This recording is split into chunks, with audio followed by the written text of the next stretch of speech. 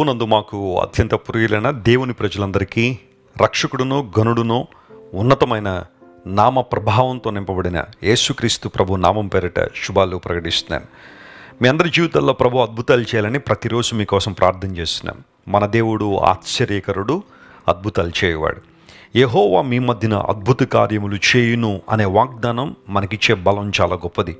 ప్రతిరోజు మనం దేవుని వైపు చూస్తున్నప్పుడు, ఆయన కృపా కనికరాల కోసం కనిపెట్టినప్పుడు, ఆయన కృపా సమృద్ధి గలవాడు, దీర్ఘశాంతుడని బైబిల్ చెప్పినట్టుగా ఆయన కృప మీద ఆధారపడడానికి మనం నిర్ణయించుకున్నప్పుడు దేవుడు ఖచ్చితంగా మన జీవితంలో మేళ్లను ఉపకారాలు జరిగిస్తారు. నేటికి మనం సజీవులుగా ఉన్నామంటే అది కేవలం దేవుని మహాకృప మాత్రమే. మన శక్తి, మన బలం, మన జ్ఞానం ఏది కాదు. దేవదేవుడు మన పట్ల కలిగి ఉన్న ఉన్నతమైన సంకల్పాలను బట్టి, ప్రణాళికలను బట్టి మనం ప్రతిరోజు ప్రభువును స్తుతించాలి. ఉదయాన్నే లేచిన తర్వాత ప్రార్థన చేసుకుని దేవుని వాక్యాన్ని చదివిన తర్వాత ఒక వాగ్దాన సందేశాన్ని మనం ధ్యానం చేస్తున్నాము. మీలో చాలామంది అనేక ప్రాంతాల నుండి వాగ్దాన సందేశాన్ని వింటూ ఆత్మలో బలపడుతున్నట్టుగా మీరిస్తున్న సాక్ష్యాలను బట్టి నేను నిజంగా ప్రభువుని స్తుతిస్తున్నాను. ఈరోజు వాగ్దానం కోసం కనిపెడుతున్నారు కదా. పరిశుద్ధ గ్రంథం తెరిచి ఇర్మియా గ్రంథం 20వ అధ్యాయం 13వ వచనాన్ని చదువుకుందాం. The book of జెర్మయా chapter 20 and verse 13. యెహోవాను కీర్తించుడి, యెహోవాను స్తుతించుడి, దుష్టుల చేతిలో నుండి దరిద్రుని ప్రాణమును ఆయనే విడిపించుచున్నాడు. Praise the lord. దుష్టుల చేతుల్లో నుండి దరిద్రుల ప్రాణమును ఆయనే విడిపించుచున్నాడు. కీర్తనాకారుడు ఒక సందర్భంలో అంటాడు, దేవుడు మనకు తోడై ఉండకపోతే మనుషులు ప్రాణముతోనే మనల్ని మింగివేసి ఉందురు అన్నాడు. ఈ రోజుల్లో ప్రపంచం అలాగే ఉంది. లోకం ఎలా ఉందంటే, మేలు చేసిన వారికి మేలు చేయడం మర్చిపోయి మేలు చేసిన వారికి కూడా కీడు చేసే సమాజంలో మనం జీవిస్తున్నాం.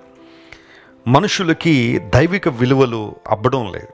ఎటు చూచిన భయంకరమైన కార్యాలు, ఎటు చూచిన దోపిడీలు, ఎటు చూచిన మానభంగాలు, ఎటు చూచిన స్వార్థం, ఎటు చూచిన ఆక్రోశం, ఎటు చూచిన భయంకరమైన కోపం ప్రపంచంలో చలమణవుతున్న ఈ రోజుల్లో దరిద్రుల ప్రాణములను ప్రాణముతోనే మింగివేయాలని చూస్తున్న ఈ ప్రపంచంలో దేవుడు దరిద్రుల ప్రాణాన్ని విడిపిస్తున్నాడని బైబిల్ సెలవిస్తూ ఉంది.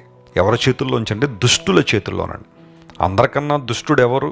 బైబిల్లో రాయబడింది, దుష్టుని నుండి మమ్మల్ని తప్పించమని ప్రార్థన చేయమన్నారు కదా యేసయ్య. సాతానే దుష్టుడు.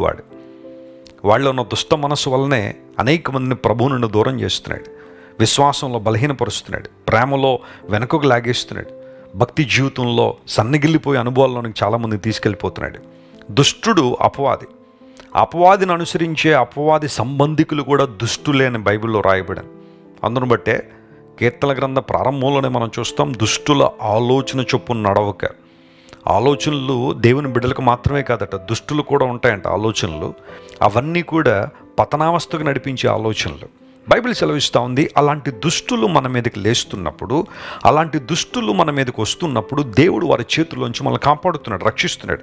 అందును బట్టి నేను యెహోవాను కీర్తిస్తున్నాను అనే మాట అక్కడ వాడాడు. ప్రభువుని స్తుతిస్తున్నాను, ఆయన కీర్తిస్తున్నాను అనే మాట చాలా స్పష్టంగా రాయబడింది. పూర్వ దినాల్లో రాజులు ఒక రాజ్యాన్ని జయించిన తర్వాత, లేదా ఒక రాజ్యాన్ని ఎస్టాబ్లిష్ చేసుకున్నప్పుడు వారి యొక్క అంతఃపురంలో, రాజమందిరంలో వారిని కీర్తించడానికి కొంతమందిని పెట్టుకునేవారట.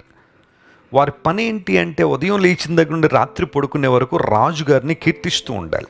రాజుగారు అంతా, రాజుగారు ఎంత, రాజుగారు అలాంటి వాళ్ళు, ఇలాంటి వాళ్ళు, ఆయన అలాంటి వారికి ఇలా మేలు చేశాడని ఇంకా నిరంతరాయంగా రాజుగారిని పొగుడుతూ కీర్తిస్తూ ఉండాలి. బహుశా అందులో కొన్ని నిజాలు ఉండొచ్చు, లేదా కొన్ని నిజాలు ఉండకపోవచ్చు కూడా.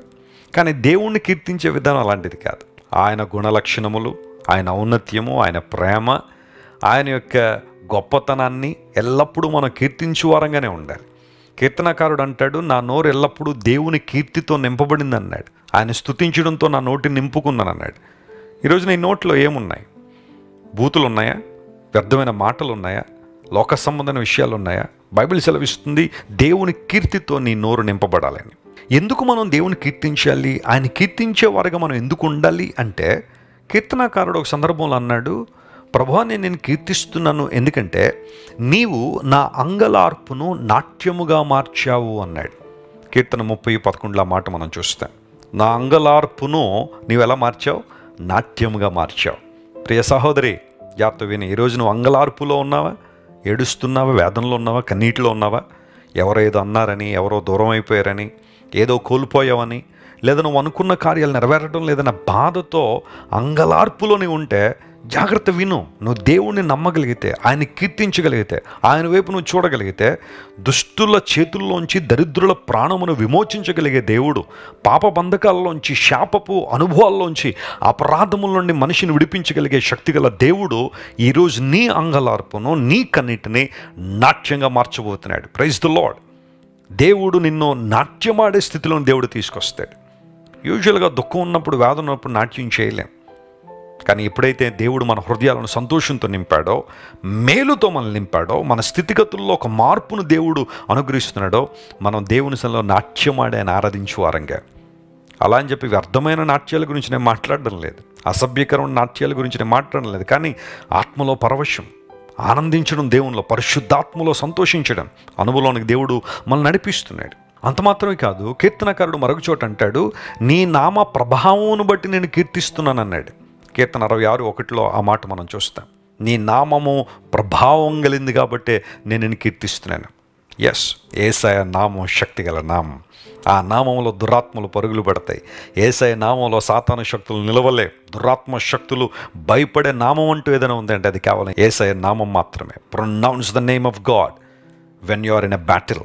నువ్వు పోరాటంలో ఉన్నావా, యేసయ్య నామాన్ని ఉచ్చరించు. ఆ నామమును నీ జీవితంలో అన్వయించుకో. అందులో ఉన్న శక్తిని గ్రహించు, ఆ శక్తిని ఆస్వాదించు. ఖచ్చితంగా దురాత్మలు పరుగులు పెడతాయి. The enemy will flee when you pronounce the name of Jesus, and the evil spirits will flee when you pronounce the name of Jesus which is above all names. అన్ని నామముల కన్నా పైనామం యేసయ్య నామాన్ని ఉచ్చరించగలిగితే దురాత్మలు పరుగులు పెడతాయి. ప్రభువా, నీ నామ ప్రభావము గొప్పది గనుక నిన్ను కీర్తిస్తున్నాను. యేసు ప్రభువు వారి లోకంలో ఉన్నప్పుడు ఆయన గురించి ఒక చక్కని మాట బైబిల్లో ఉంటుంది. మార్కు సువార్త 6:14 మనం చదివితే ఆయన కీర్తి ప్రసిద్ధమాయను అని ఉంటుంది. ఆయన కీర్తి ఏమైందంటే ప్రసిద్ధమాయను. అంటే యేసు ప్రభు కీర్తి అనేక ప్రాంతాలకు వ్యాపించింది. ఏంటా కీర్తి? ఎందుకు యేసు ప్రభు లోకానికి వచ్చారు? మతం స్థాపించడానికి వచ్చారా, లేకపోతే ఒక అధికారాన్ని రాబట్టుకోవాలని వచ్చాడు ఆయన? రాజ్య పరిపాలన చేయాలని, భౌతికంగా పరిపాలించాలని యేసుప్రభు వచ్చారా? కాదు కదా. ఆయన కీర్తి ఎందుకు ప్రసిద్ధమైంది? ఆయన పరలోక రాజ్య సంగతులు బోధిస్తున్నారు.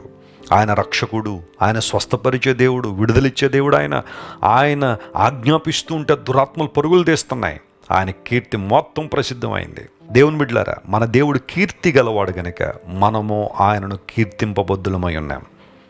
దుష్టుల చేతుల్లోంచి దరిద్రుల ప్రాణమును విమోచించే దేవుడు మనకున్నాడు గనక ఆయన ఇచ్చిన విమోచన బట్టి, విడుదలను బట్టి ప్రభువును స్తుతిస్తూ ఈరోజంతా ప్రభువును గణపరుద్దాం. దేవుడు మిమ్మల్ని దీవించి బలపరిచి ఆశీర్వదించినగాక. చిన్న ప్రార్థన చేసుకుందాం. ప్రేమగల తండ్రి, మీరు మాకు ఇచ్చిన చక్కని వాగ్దానాన్ని బట్టి నీకు వందనాలు. వాగ్దాన సందేశం ద్వారా ప్రతిరోజు మమ్మల్ని బలపరుస్తున్నారు. యెహోవాను కీర్తించుడి, ఆయన దుష్టుల చేతుల్లోంచి దరిద్రుల ప్రాణమును విమోచించుచున్నాడు లేదా విడిపిస్తున్నాడని భక్తుడు చెప్పినట్టుగా నీవు మమ్మల్ని విమోచించావు గనుకనే, విడిపించావు గనుకనే నిన్ను స్తుతించు వారంగా, నిన్ను గణపరుచు వారంగా, ప్రభువా నిన్ను మహింపరుచు వారంగా మేము ఉన్నాం. పరిశుద్ధాత్మదేవా, నీ సంకల్పాలను బట్టి మమ్మల్ని అనేక సమయాల్లో బలపరుస్తున్న విధానాన్ని బట్టి నీకు స్తోత్రాలు చెల్లిస్తున్నాం.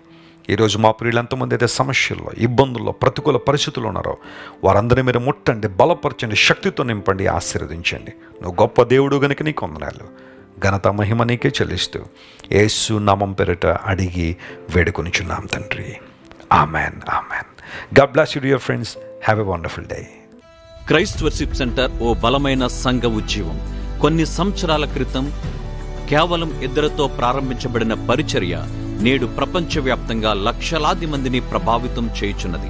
రాజమండ్రి, సికింద్రాబాద్, బెంగళూరు, చెన్నై, నెల్లూరు, దుబాయ్, బెహ్రైన్, కరీంనగర్, విశాఖపట్నం, గద్వాల్, కొవ్వూరు, మలకపల్లి, శ్రీలంక, భూటాన్, అడ్డతీగల, పాలమూరు, ఒంగోలు, బళ్ళారి, కోరుకొండ, పోతవరం, నల్లజర్ల, వెంకటరామయ్యగూడెం, మచిలీపట్నం, ఇందిరానగర్లతో పాటు అనేక గ్రామాల్లో క్రైస్ట్ వర్షిప్ సెంటర్ ఆరాధనలు జరుగుచున్నవి.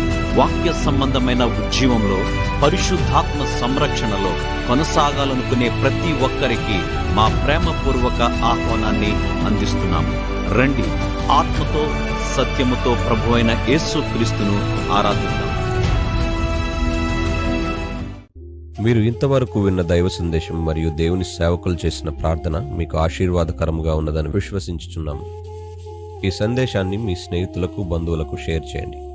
మీకు ఏదైనా ప్రార్థన అవసరత ఉన్నచో మా ఫోన్ నంబర్లకు కాల్ చేయండి. దేవుడు మిమ్మల్ని ప్రేరేపిస్తే విశ్వాసంతో సాగుచున్న ఈ పరిచర్యను ప్రోత్సహించండి. మరిన్ని వర్తమానాలు, పాటలు వినుటకు జాన్ వెస్లీ మినిస్ట్రీస్ అను మా యూట్యూబ్ ఛానల్ను సబ్స్క్రైబ్ చేసుకోనండి.